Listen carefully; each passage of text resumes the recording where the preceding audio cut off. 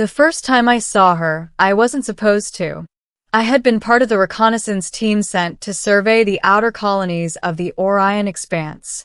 Our mission was simple: assess the stability of the newly discovered sector, map resources, and avoid conflict with the native inhabitants. Simple, that is, until the scouts reported something unusual. Something no one on Earth had ever seen.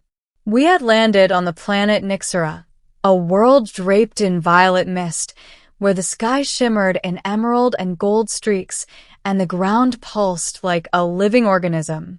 The flora was bioluminescent, trees with transparent bark and veins glowing like neon rivers. It was breathtaking. I thought at first it was a natural phenomenon, but then I noticed the structures. Cities, not built, but grown. Organic, intricate, and alive, as if the planet itself had conceived them. My orders were clear. Maintain distance, do not engage with the indigenous life forms, and observe. But curiosity, as it often does, got the better of me. I stepped too close. The encounter. She appeared as if Nixera itself had shaped her from the planet's dreams. Her skin shimmered in shades of iridescent silver, her eyes deep pools of emerald fire, and hair that floated like strands of liquid starlight. She wore no armor, no weapon, yet there was a presence that made every hair on my body stand on end. She was the princess of this world, or at least, that's what the guides we hadn't met would later tell us. I froze, unsure if I should bow, wave, or flee. But before I could decide, she spoke, not in words, but directly into my mind. You should not be here. The voice was calm but firm, like a wave pressing against rock. I stumbled over my thoughts, trying to respond in kind. I didn't mean to intrude. I'm a visitor. We mean no harm. Her gaze softened, just a fraction, but her eyes bored into me. I felt naked under her scrutiny. Every secret, every fear, every memory laid bare. And then she smiled. Not cruelly, not playfully, but with a kind of knowing curiosity that unsettled me. Curiosity, she whispered, is dangerous here. And that was when I stepped closer. I didn't realize how close I was until the air between us shimmered and vibrated, responding to my presence. The ground beneath my boots pulsed with energy, and the trees around us began to hum, resonating with an otherworldly frequency. She reached out, a gesture that was both invitation and warning. And I, stupidly, irreversibly, took her hand. The consequence? It was instantaneous. The world convulsed, or maybe I did. I don't know if the movement came from me or from her, from the planet or from time itself. For a moment, the air was a living tapestry of colors, sounds, and sensations. And then I was no longer alone. A surge of visions overtook me. I saw Nixera's history, millennia of harmony between its inhabitants and the living planet, battles fought silently beneath the surface, treaties written in energy, not words. I saw the princess as a child, learning the intricate bonds between her people and their world, her destiny intertwined with the planet's very consciousness. And I saw myself, not as an intruder, but as a catalyst. Every choice I had made, every step I had taken, led to this moment. By merely touching her, I had shifted something fundamental. A ripple in time, in space, in reality itself. She pulled her hand back slowly, and the visions receded. Nixera returned to its serene, alien beauty, but the energy in the air remained, a quiet hum of potential. You've awakened something, she said, her voice tinged with concern. Something neither of us fully understands. The warning. That evening, I sat alone in the bioluminescent forests, reflecting on the gravity of my actions. The princess, Alara, as she finally introduced herself, visited me silently, gliding through the glowing trees with a grace that defied physics. "You've changed the balance," she said. "The council will want to meet you. They will judge whether your presence is a threat." "Council?" I asked. I don't understand. We're explorers. We haven't done anything." "You have done enough," she interrupted, eyes narrowing. "To step too close is to touch destiny. You've opened a door that was meant to remain closed."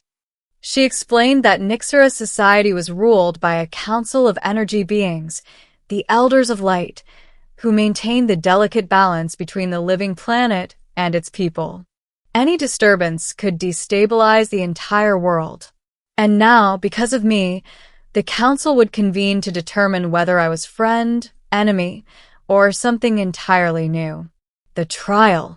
The council's chamber was unlike anything I could have imagined. It floated in the sky above Nixera, a circular platform suspended in the shimmering mists, with beings of pure energy radiating light that pulsed in sync with the planet's heartbeat. Their forms were fluid, constantly shifting, and their presence was overwhelming. Human, one-intoned, its voice a symphony of tones. "You have interfered with a sacred harmony. Why should you not be unmade?" I swallowed hard. I meant no harm. I touched her by mistake, and I didn't realize. The council did not respond. Instead, Alara stepped forward, her light intermingling with theirs, forming patterns I couldn't comprehend. "He did not come here to harm," she said. "He came because he is curious. He sees what we see. He understands more than he realizes." One of the elders leaned closer, its form compressing into a prism of intense light. Curiosity can be a gift or a curse. If you guide it wisely, human, you may prove indispensable. If not, your existence may unravel here. The verdict was clear. I would be allowed to remain, but I was now bound to Nixera in ways I could not yet understand. My presence was no longer neutral. I had become a variable in a delicate equation, one that could either save or destroy an entire world. The awakening. Over the next weeks, Alara taught me how to interface with Nixera. She showed me how to sense the planet's energy, communicate with its flora, and understand the subtle balance of life. Slowly, I began to see through her eyes, to feel through her consciousness. But with this connection came responsibility. The disturbances I had caused, minor at first, began to manifest. Forests grew too fast, rivers shifted, and strange creatures appeared near our settlement, drawn to the surge in energy I represented. Nixera was alive, reactive, and it was adapting to me. Then came the first crisis. A rift opened in the northern hemisphere of the planet, a tear in reality itself. Alara and I rushed there, guided by the planet's vibrations. The rift was a swirling vortex of energy, pulling everything toward it. "You did this," she said, not accusing, but stating a fact. "You triggered it when you touched me. Now we must fix it together." I nodded, fear and determination battling inside me. We reached out, combining her energy and mine, attempting to weave the strands of the planet back together. Time slowed, reality bent, and for a moment, I thought we had failed. Then, slowly, the rift closed, leaving behind a scar in the landscape, an enduring reminder of my folly, but also of our cooperation. The transformation. After the crisis, the council convened again. This time, they were not hostile. They regarded me with cautious approval. "You have changed Nixera," one elder said, "but not for the worse. You have potential." Alara smiled, a mixture of relief and something deeper, something almost human in its warmth. "He has grown. He understands now what it means to be part of this world." I realized then that I had changed too. I was no longer merely a visitor or a human explorer. I was part of Nixera's story, a living thread in the planet's tapestry. And in the process, I had changed Alara as well. She had trusted me, relied on me, allowed me to touch not just her hand, but her world. It was terrifying. It was exhilarating. It was inevitable. The choice. Months passed. I had learned to walk the forests as one of them, to sense the currents of life that ran beneath the surface. Yet Earth was still out there. My team, my family, my world, they waited for answers, for a signal, for proof that I still lived. Alara approached me one evening as the twin suns of Nixera set the sky ablaze. "You can go," she said softly. "Return to your world. We will remember you." I shook my head. "And leave this world vulnerable? After all we've been through?" She smiled, eyes glittering like stars. "Then stay. But know this, if you stay, you cannot return unchanged. You are part of Nixera now. Part of me." I looked out over the glowing forests, the rivers of light, the cities that breathed with life. And I knew I could never unsee what I had seen, never unfeel what I had felt, never undo the touch that had changed everything. I stepped closer to her. "Then I will stay," I said. "And together, we face the future, not as human and alien, not as visitor and princess, but as two beings bound by choice, by curiosity, and by the destiny we had awakened together." Months passed. I had learned to walk the forests as one with Nixera, to feel the pulse of every living creature, every whisper of energy that ran beneath the soil, the rivers, the skies. Yet Earth still lingered in my mind, a distant echo of a life I had once known. My family, my friends, my world, they waited for answers, for a signal, for proof that I still lived.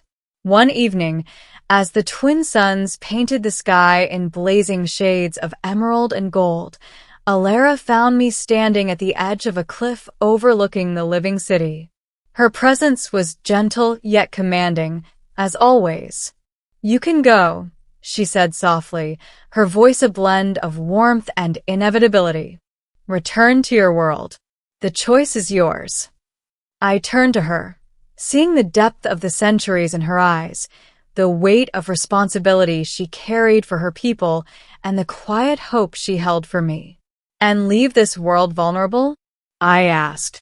"After all we've seen, after all we've learned?" Alara's gaze softened, a flicker of something almost human in its brilliance. "Then stay. But know this, if you stay, you cannot return unchanged. You are part of Nixera now, part of me, part of everything here." I looked out over the living forests, the rivers of light, the cities that pulsed with consciousness. I thought of the rift we had closed, the balance we had preserved, the connection we had forged. I thought of the moment I had touched her hand and unleashed the chain of events that changed us both. And I knew, with every fiber of my being, that I could never go back, not completely. I could never unsee what I had seen, never unfeel what I had felt, never undo the touch that had changed everything. "Then I will stay," I said. A new dawn. From that moment, life on Nixera became a shared journey. Alara and I worked side by side, teaching the humans who chose to remain how to attune themselves to the living planet, while she guided her people in embracing the subtle changes that my presence had sparked. Together, we healed minor rifts in the planetary energy, restored balance where my ignorance had caused minor disruptions, and discovered new ways to harness Nixera's energy without harming its life forms. I became a bridge between two worlds, not quite human, not quite Nixeran, but something stronger, something new. The council watched silently, their judgment replaced with cautious trust. And slowly, over years of shared effort, they came to see me not as an intruder, but as a guardian, a student, and a partner. The legacy. Time passed differently on Nixera. Days stretched like rivers of light, and the seasons pulsed with a rhythm I had come to understand. I began to teach, to explore, to chart the hidden corners of the planet, always at Alara's side. Our bond deepened, moving beyond curiosity or duty. It became respect, trust, and eventually something that even Nixera itself seemed to acknowledge, weaving our connection into the energy currents that ran beneath the surface. We faced challenges, of course. Rifts, disturbances, and threats from neighboring star systems that had noticed Nixera's growing energy signature. But together, we overcame them. And in doing so, we proved that cooperation between species, between worlds, was not only possible but transformative. Alara became not just a princess, but a queen in her own right, guiding her people through an era of unprecedented growth and understanding. And I became her equal, a living testament to the power of curiosity, empathy, and courage. Final reflection. Earth never truly knew what had happened. Reports came of a lost human in the Orion expanse, of unexplained energy readings, of a mysterious planet alive with light. They wondered, speculated, theorized. But none of them could imagine the truth, that by stepping too close to an alien princess, a single human had become a catalyst for an entire world's awakening. I often think back to that first moment, when I reached for her hand without understanding the consequences. What could have been a simple mistake became the greatest adventure of my life. And in the end, it was worth every fear, every risk, every heartbeat of uncertainty. Nixera thrives.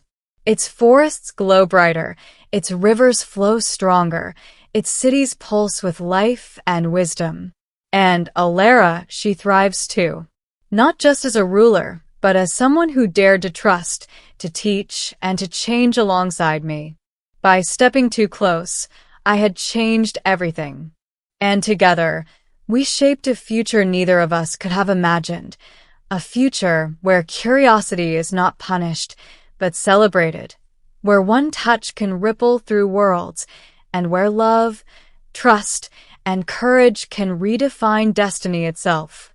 I smile as I look at her, the alien princess who became my partner, my guide, my friend. The sun set again over Nixera, painting the sky in emerald and gold. And I know, without a doubt, that the universe will never be the same.